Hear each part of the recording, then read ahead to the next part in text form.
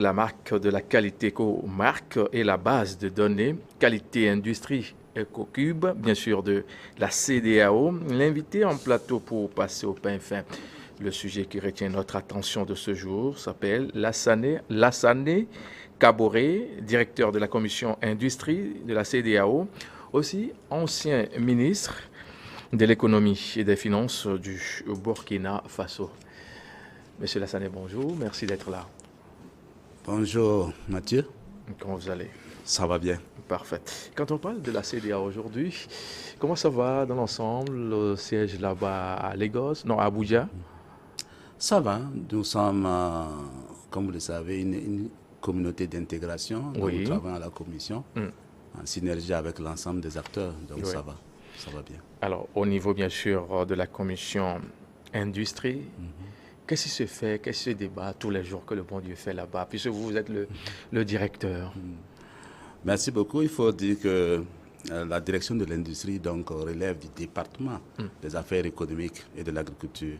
Parce que suite à la restructuration de la commission, donc nous avons regroupé les commissaires, donc il y a des départements et à l'intérieur des départements il y a des directions.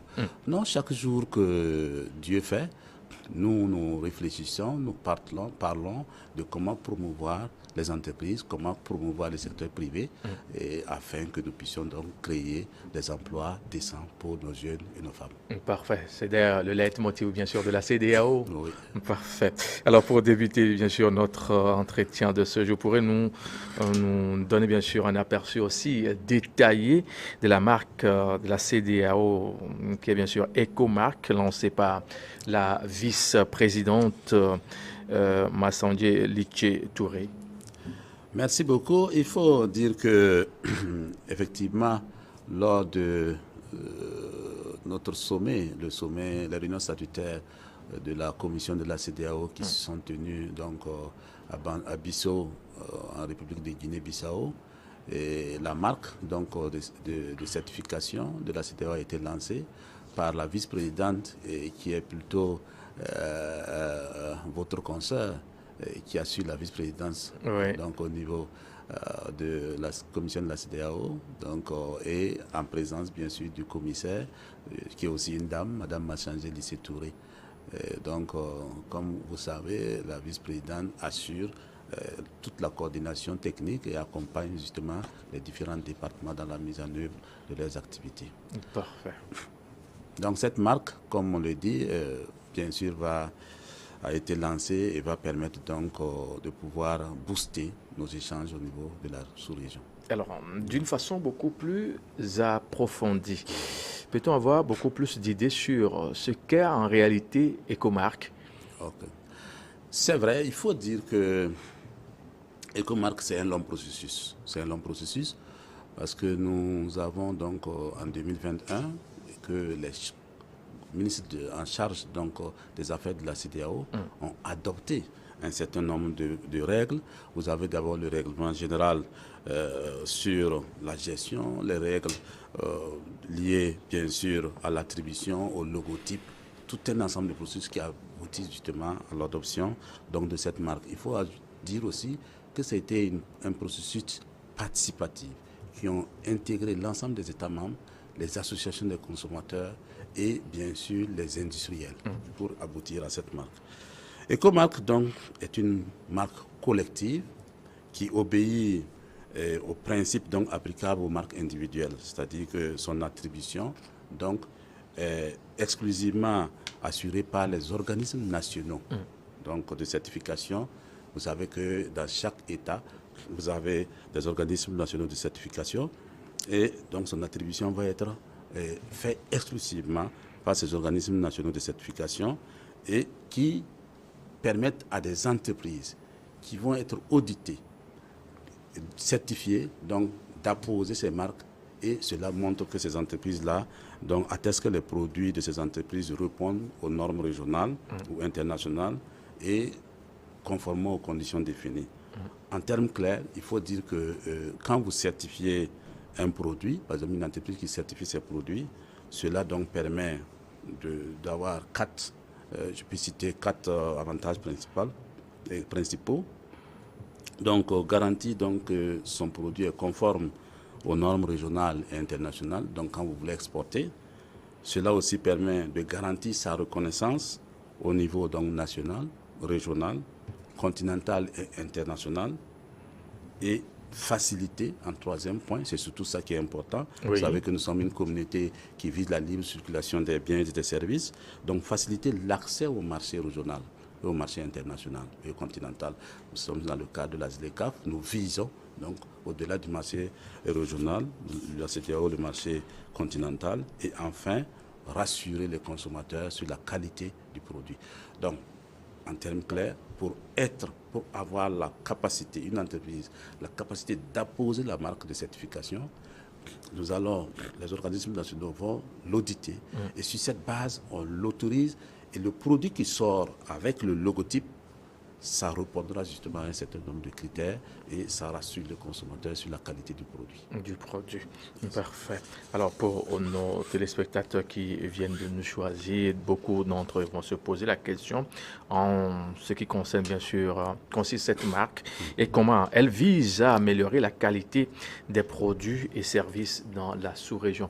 Vous l'avez dit, quand on étiquette un produit, c'est parce qu'on l'a déjà testé. C'est passé par les laboratoires, les détails ont été passés au peigne fin. Est-ce qu'on a vraiment de quoi mener ce travail dans tout son ensemble pour avoir un produit fini qui ne souffre d'aucune...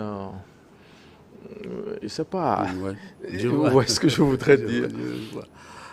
Non, vous avez parfaitement raison. Et justement, ça fait partie de ce que nous devons poursuivre parce que quand vous certifiez un produit, il faut avoir des laboratoires performants pour pouvoir donc la tester. Ici, par exemple, lorsque je donne un exemple pour le Togo, pour les entreprises qui doivent faire donc pouvoir apposer la marque, elles vont déposer des demandes. Et la demande, donc ici au Togo, ce sera le comité togolais d'agrément, donc le COTAC, qui prend en charge donc toutes les demandes et qui va mener les audits nécessaires pour s'assurer que l'entreprise, le produit qu'il va faire sortir, va être conforme. Et pour faciliter, nous avons donc regardé comment procéder. Et donc, nous avons dit les objectifs fondamentaux, comme vous l'avez dit, c'est d'assurer l'accès donc au marché. Et nous voulons donc rassurer qu'il faut accompagner, bien sûr, les différents laboratoires dans nos États pour avoir la capacité, et ça sera bien sûr lors de nos prochains programmes que nous sommes en train de mettre en place. Et aujourd'hui, nous sommes en réunion pour arriver à ce que nous appelons la reconnaissance mutuelle. Et lorsqu'un pays, par exemple au Togo, certifie, après avoir suivi tout le processus, que le produit est conforme, qu'on ne fasse plus le même examen au niveau du Nigeria ou du Bénin. Voilà un peu l'ensemble des règles qui sont déployées actuellement pour accompagner. Alors, les objectifs et fondements, bien sûr, de la marque Ecomark, quels sont, bien sûr, ces objectifs aussi fondamentaux et qui ont motivé, bien sûr, la création de cette marque? Quand on sait qu'il y a d'autres objets de mesure, je veux parler de la métrologie dans le secteur, qui existait avant. Oui, exactement. Non, vous savez, je l'ai dit, c'est d'abord d'assurer l'accès donc des produits sains à notre espace et en bonne qualité et au bénéfice de la population, parce que lorsque vous avez une marque, même si vous importez, vous devez faire en sorte que le produit importé, puisque vous voulez mettre la marque, il faut que le produit importé respecte les règles et les normes qui ont été édictées au niveau de la région. La deuxième, c'est de faciliter la circulation des produits dans notre région, comme je l'ai dit, leur exportation au niveau continental et international, et bien sûr, une intégration des chaînes de valeur. Il faut dire que nous travaillons sur des chaînes de valeur, il faut que nous puissions assurer une meilleure intégration au niveau continental. Et enfin, et non des moindres, il s'agit donc de poser les bases d'une industrialisation. Parce que au niveau de la région, vous savez, nous sommes en train d'aller à la ZLECAf, nous voulons travailler sur la zone de libre-échange continentale il faut que nous ayons des produits de qualité. Ce n'est pas des bœufs que nous allons trimballer pour vendre en Afrique du Sud. Nous voulons faire sortir des produits industrialisés, des produits de qualité qui ne souffrent pas donc, de barrières tarifaires et non tarifaires. Et donc, c'est vraiment l'un des objectifs fondamentaux, c'est de faire en sorte que nos industries puissent être compétitives au niveau continental et régional. C'est bien. Alors, on va s'intéresser un peu au secteur ou industrie qui pourrait être particulièrement bénéficiaire de la certification Ecomarc. Quels sont ces secteurs-là ou industries qu'on peut certifier? Il faut dire que pour nous, la vision, c'est l'ensemble des secteurs, mais nous avons sérieux, parce qu'au niveau de la CEDEAO, il faut dire que nous travaillons sur des secteurs spécifiques, des chaînes de valeur spécifiques, mais il ne faut pas aussi limiter la marque, justement, rien qu'à ces secteurs. Voilà, il faut avoir l'ouverture. Sur les secteurs spécifiques que nous avons retenus, nous avons par exemple la mangue, donc vous avez la mangue séchée, vous avez le jus de fruits, le nectar de mangue, vous avez le gari, parce que ce sont des produits qui sont consommés dans notre sous-région, avec les akékés et tout ce qu'il y a, des autres déclinaisons. Le manioc. Voilà, vous avez l'amidon du manioc et vous avez bien sûr un certain nombre de produits, puisqu'on avait eu la Covid, les masques de barrière et tout de suite. Donc, nous avons pris quelques chaînes de valeur sur lesquelles aujourd'hui nous sommes en train d'avancer vraiment sur toutes les normes spécifiques et déjà sur ces bases-là, la marque peut commencer à se poser et bien sûr il y a d'autres chaînes que nous travaillons sur le solaire par exemple aujourd'hui. Nous avons adopté des normes sur les plaques solaires au niveau de notre zone, ainsi de suite. Donc il y a tout un travail de fond et je pense que cela va permettre de s'assurer que les produits qui circuleront dans notre zone répondent justement à des normes de qualité. C'est bien. Alors, pour les acteurs en question, est-ce que cela revêt d'une importance pour eux? Est-ce qu'ils trouvent mieux de ne pas ramer à contre-courant à ce qui est en train d'être fait dans cette commission de la CEDEAO? Oui, vous savez, je pense que c'est justement ça qui nous amène. Il faut sensibiliser. En fait, en réalité, même quand on a un produit, il faut sensibiliser, expliquer pour que les gens comprennent. Les acteurs déjà le comprennent. Vous avez vu ce matin, nous avons une entreprise togolaise qui a été primée dans les primes d'excellence de la CEDEAO. Oui. La seule personne a eu 2 entreprises qui ont été primées. Ça dit que l'infrastructure de qualité, c'est que le gouvernement, les autorités togolaises ont mis en place, commence à porter. Ça veut dire que les entreprises sont sensibilisées beaucoup, font la démarche qualité déjà. Et ça, c'est important pour nous. Et donc, mais ça reste toujours, pour le commun des mortels, quelque chose de fermé. Parce que, bon, voilà, quelqu'un qui dit qu'il est certifié ISO, est-ce que vous, quand vous partez pour payer l'eau, vous vous demandez s'il est certifié ISO ou pas? Donc, il faut que nous arrivions à ce que le commun des mortels, la population, comprenne que leur santé dépend de la qualité du produit qu'ils consomment. Mieux vaut consommer qualité que de chercher plutôt à se soigner. Et donc, nous travaillons dans ce sens justement à faire en sorte que cela soit mieux. Est-ce que tout ça, ce n'est pas une question de moyens? Non, en fait, ce n'est pas forcément une question de moyens. Vous savez que si nous arrivons à mettre en place les reconnaissances mutuelles, si nous accompagnons ces entreprises, en fait, c'est ça aussi le but qu'on ne dit pas, parce que nous accompagnons finalement les entreprises aussi à aller, à faire en sorte que le coût de sortie ne soit pas excessivement cher. Donc, pour permettre justement que vous et moi, quand nous achetons quelque chose, nous soyons sûrs que ce qui est écrit est bon. Et ça, c'est important. Ce n'est pas une question de moyens. Je pense que c'est une question de sensibilisation. Et je suis persuadé que lorsque nous faisons plus de communication, plus de sensibilisation avec l'appui des communicateurs que vous êtes, effectivement, les gens pourront faire le distinguo et accompagner les entreprises qui produisent et qui mettent des choses de qualité sur le terrain.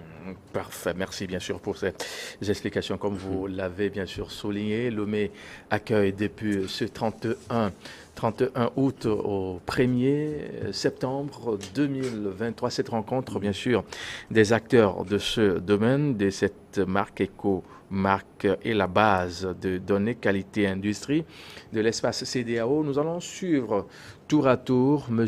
Nanika et une autre experte qui nous vient bien sûr de la Côte d'Ivoire. Et puis cette industrie ou société qui a été primée au Togo, je vais bien sûr nommer ESA et puis son cabinet EAFC. C'est bien ça. Merci. Au niveau de notre comité, nous sommes arrivés à Lomé dans le prolongement de la mise en œuvre de la marque de certification qui a été lancée à Bissau il y a de cela quelques mois. Et effectivement, nous allons ensemble voir dans le processus des certificats de conformité que les organismes nationaux dans chaque pays de la CEDEAO auront à délivrer puissent être mutuellement reconnus dans chaque pays. En effet, il y a de cela 2 ans, en 2022, le système ouest-africain d'accréditation qui est chargé d'accréditer les organismes de la CEDEAO à délivrer les certificats de conformité avait pu obtenir 2 certificats automatiquement qui lui permettaient de pouvoir faire reconnaître tous les certificats qui seront délivrés par les organismes qu'elle aurait accrédités en Afrique de l'Ouest pour attester la conformité des produits. Et ces certificats ont été reçus de la coopération africaine d'accréditation et en même temps de la coopération internationale d'accréditation des laboratoires. C'est dans ce prolongement que nous nous sommes dit qu'il faudrait aider et accompagner la Commission en tant que partie prenante à mettre en place ces instruments qui puissent, dans le prolongement de la reconnaissance internationale que le système ouest-africain d'accréditation a déjà pu obtenir, permettre en interne au niveau de la CEDEAO que les certificats qui seront délivrés par nos États puissent être aussi reconnus dans cette partie de la région. Donc nous nous sommes retrouvés aujourd'hui pour pouvoir adopter le mécanisme de contrôle et d'inspection, le mécanisme, les procédures qui vont encadrer la mise en œuvre de ces inspections.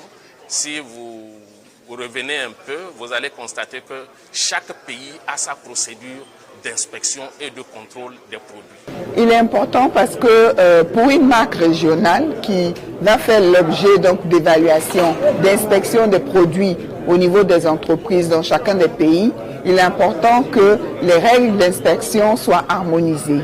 Également, que chacun des pays puisse reconnaître le certificat qui va être délivré dans un pays donné.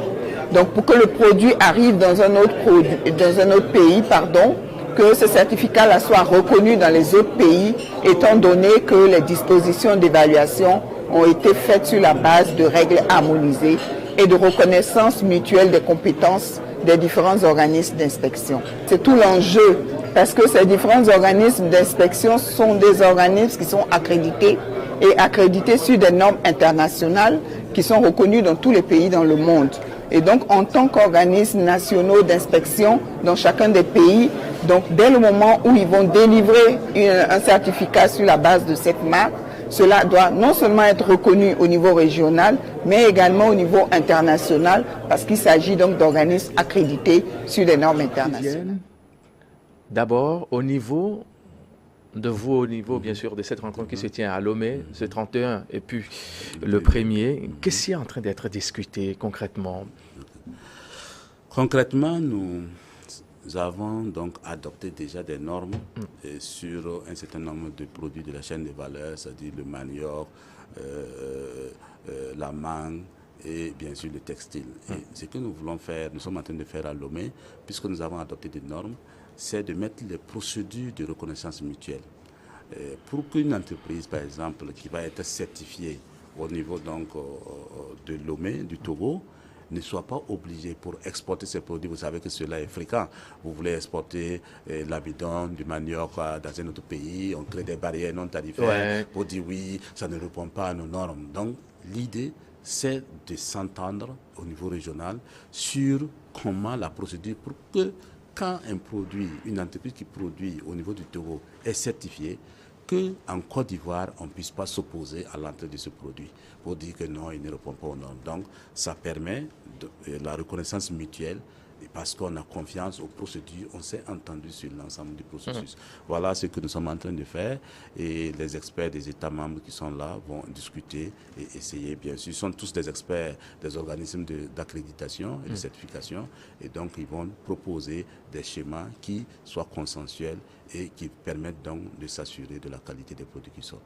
Alors, la communication, l'information, on est bien sûr en train de travailler là-dessus, c'est que nous faisons d'ailleurs sur ce plateau. Et comment procéder maintenant pour éduquer ces acteurs sur la signification de la marque Ecomark lors de leur choix d'achat? Parce qu'il est important aussi, hein? Exactement.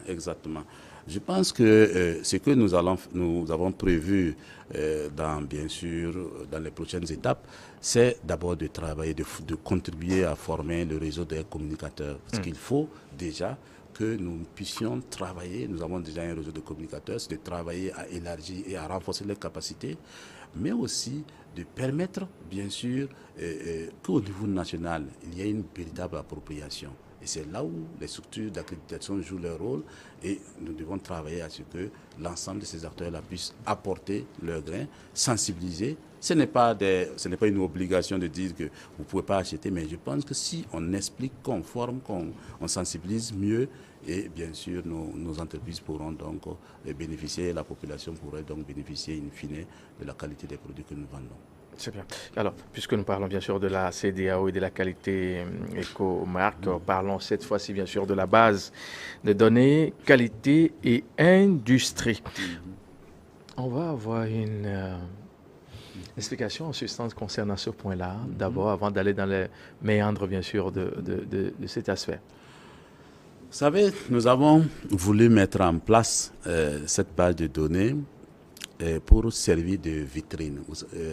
Lorsque vous avez des partenaires, l'idée qui sous-tend la base de données Ecokeep, c'est que des partenaires de l'extérieur doivent pouvoir, s'ils veulent s'intéresser à la région, pour interagir ou faire du commerce avec la région, doivent pouvoir aller sur cette base de données qualité et donc découvrir des sociétés avec des produits qui répondent aux normes. Et ça fait que c'est plus facile en termes d'affaires. Donc, moi, je suis en Chine, je veux contacter une entreprise de la zone, par exemple, qui est spécialisée dans l'amidon, par exemple, du manioc. Je vais sur la base, je peux trouver les entreprises qui produisent leur qualité, ainsi de suite, les contacts. Et déjà, ça rassure parce que c'est une base de données qui est au niveau régional, qui a été testée. Les entreprises qui y sont, bien sûr, sont testées. Donc, pour nous, c'est important donc, de souligner cela. Et c'est le but principal donc, de la base de données Ecokeep qui vise aussi à accompagner. C'est un outil d'accompagnement des entreprises, bien sûr, à pouvoir donc aller sur la démarche qualité.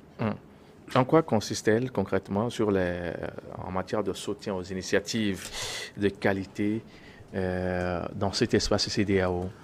Non, vous savez que la base de données, comme je l'ai dit, elle va donc regrouper un certain nombre d'informations. En fait, c'est une publicité qu'on vous fait. Oui. Voilà, puisque vous êtes la CEDEAO, c'est sur le portail de la CEDEAO. Donc, c'est une publicité. L'entreprise qui est certifiée ou qui a les informations sur la base de données peut mettre les produits, le design, tout est conçu de telle sorte que c'est une publicité, une opportunité de publicité de tout ce que vous faites. Et c'est pourquoi, justement, cette base de données est très importante et nous sommes dans sa phase, nous l'avons lancée et les mois à venir, les semaines à venir, nous sommes dans la phase donc d'implémentation, de mise en œuvre et d'essayer donc de renforcer les capacités. Il faut souligner que ces bases de données, la conception finale, ce sont les États qui vont renseigner. Donc, vous, quand l'organisme d'accréditation, par exemple, je donne un exemple, votre chaîne New World, si elle est accréditée et que nous la mettons sur notre base, on offre tous vos produits, ce que vous faites sont publiés. Un partenaire qui est à l'extérieur, qui veut certaines informations dans la zone, qui estime qu'il veut, il va automatiquement il peut vous contacter sur la base de ça. Vraiment, c'est des plateformes qui visent véritablement à élargir et à montrer les compétences dans notre zone. Et je pense que cela va être utile pour nos entreprises. C'est une démarche louable, mais comment comptez-vous encourager les entreprises et les acteurs économiques à consulter régulièrement la base de données pour soutenir leur propre croissance et amélioration? Exactement. Vous savez que, comme je l'ai dit, c'est toujours la sensibilisation. Nous sommes dans une démarche de formation et d'accompagnement. Et là, nous allons donc d'abord travailler avec un certain nombre de structures, les inviter, les former, les montrer les avantages, surtout aussi montrer qu'est-ce qu'on peut gagner et aussi recueillir les suggestions. Vous savez que dans une base de données, elle est vivante. Sinon, si elle est statique, elle n'apporte rien. Donc, c'est dans ce cadre-là que nous allons travailler avec les différents organes, avec les entreprises que nous avons déjà. Il y a certaines entreprises qui sont ciblées pour pouvoir faire partie, puisque l'enquête a concerné déjà un certain nombre d'entreprises. Déjà, il faut que nous les formons, que nous les sensibilisons et bien sûr que nous puissions donc toucher le maximum de personnes possibles, surtout dans le monde des affaires. Justement, quelles sont les ressources et les avantages concrets que les entreprises peuvent bien sûr tirer de la consultation de ce volet de la chose? Je veux parler bien sûr de EcoCube. Non, comme je l'ai dit, si vous consultez la base, je suis par exemple une entreprise au Togo. Je plaisante souvent avec les entreprises d'un pays que je connais bien, le Burkina, qui ont souvent une paire bleue du Nigeria. Et lorsque vous dites à certaines entreprises d'exporter au Nigeria, bon, on estime qu'on ne maîtrise pas, le Naira fluctue, il y a un certain nombre de choses. Mais si, à travers la base de données ECO, et que nous mettons en chaîne, d'abord non seulement des rencontres physiques qu'ils font avec des entreprises, ils verront un certain nombre de produits et on se rendra compte qu'en fait, dans la sous-région, on a beaucoup de banques qui sont installés de part et d'autre. Vous avez, que ce soit EcoBank, que ce soit UBA, ils sont de partout. Donc quand vous faites des affaires avec un Nigérian, ce n'est pas forcément en Naira. Vous pouvez conclure de telle sorte que votre paiement vient en CFA. Donc en fait, tout le processus, c'est comment rompre ces stéréotypes, ces barrières aussi qui nous handicapent, alors que nous avons un grand marché sous-régional et que nous pouvons exploiter efficacement. Nous allons parler cette fois-ci de la vision pour l'avenir de EcoMark, EcoCube. Comment envisagez-vous, bien sûr, travailler sur la marque de la CEDEAO, qui est bien sûr EcoMark, et la base de données, et pour qu'il y ait évolution dans tout son ensemble, pour renforcer la qualité des produits et services dans la sous-région à long terme? Pour déjà EcoMark, nous sommes dans une perspective de travailler à mettre en place l'agence de qualité, de rendre fonctionnelle l'agence de la qualité de la CEDEAO. Et vous savez que toute la qualité va être désormais, lorsque cette agence va fonctionner, gérée par cette agence qui va avoir plus de moyens, plus de ressources, et donc qui va permettre donc d'avancer et parallèlement, bien sûr, à la base de données. Et vous l'avez si bien dit, les deux doivent aller ensemble parce que plus on a, comme je l'ai dit, des produits certifiés, des entreprises qui adhèrent à la marque, ces entreprises seront d'office, comme je l'ai dit, sur la base de données avec l'ensemble de leurs produits. Donc les deux vont évoluer ensemble et cela va permettre donc à long terme pour nous donc d'asseoir quelque chose de solide dans la région, d'asseoir une base de données qui soit une référence, mais aussi une marque qui permet donc de faciliter la fluidité des produits dans notre sous-région.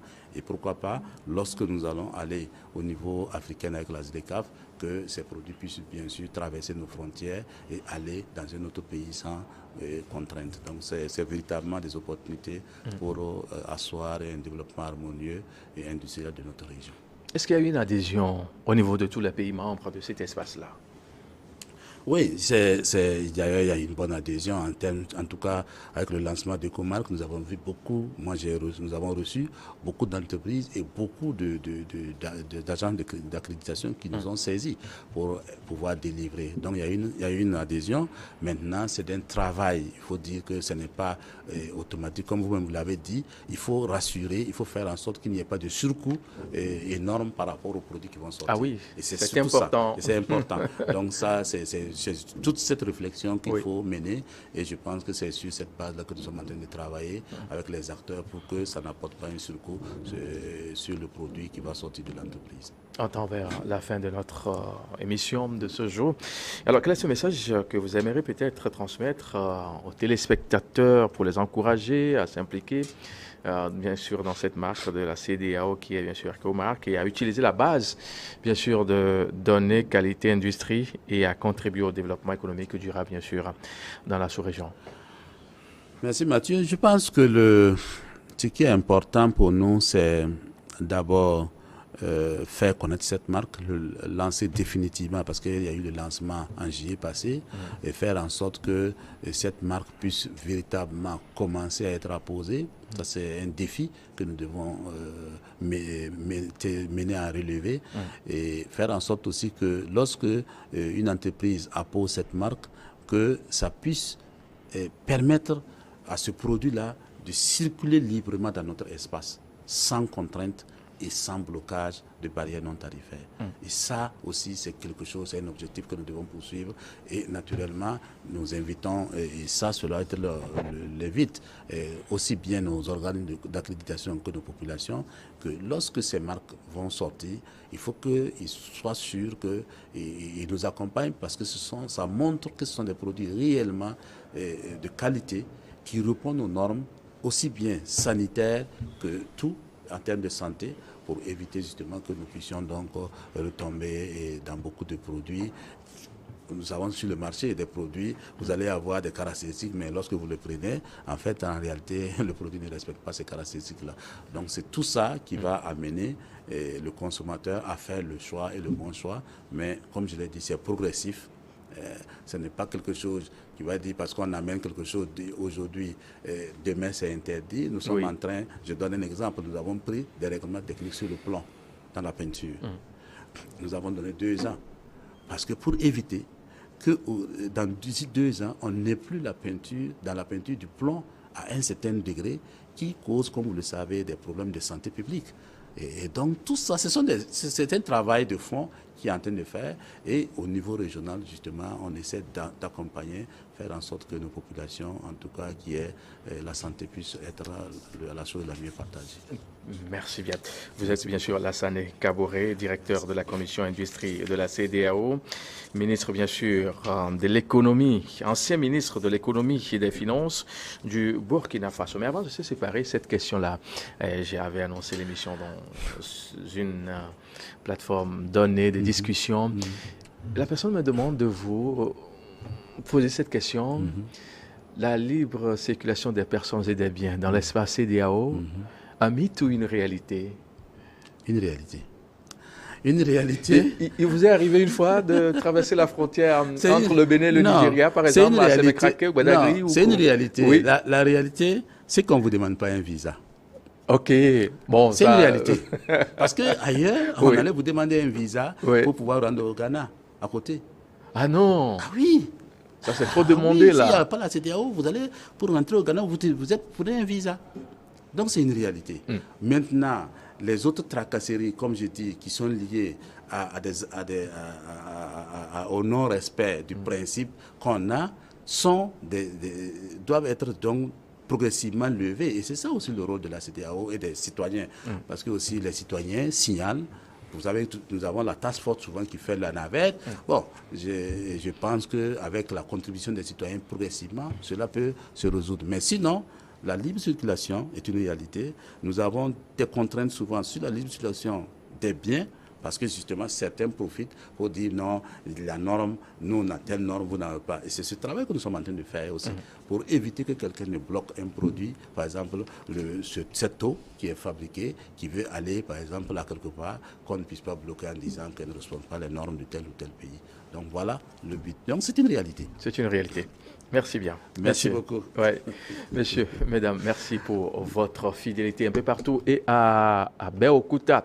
Nous sommes bien sûr au Nigeria. Vous avez été nombreux à nous suivre ainsi qu'à Deux-Koué, bien sûr, en Côte d'Ivoire. Très bonne suite de nos programmes à vous tous et à très vite.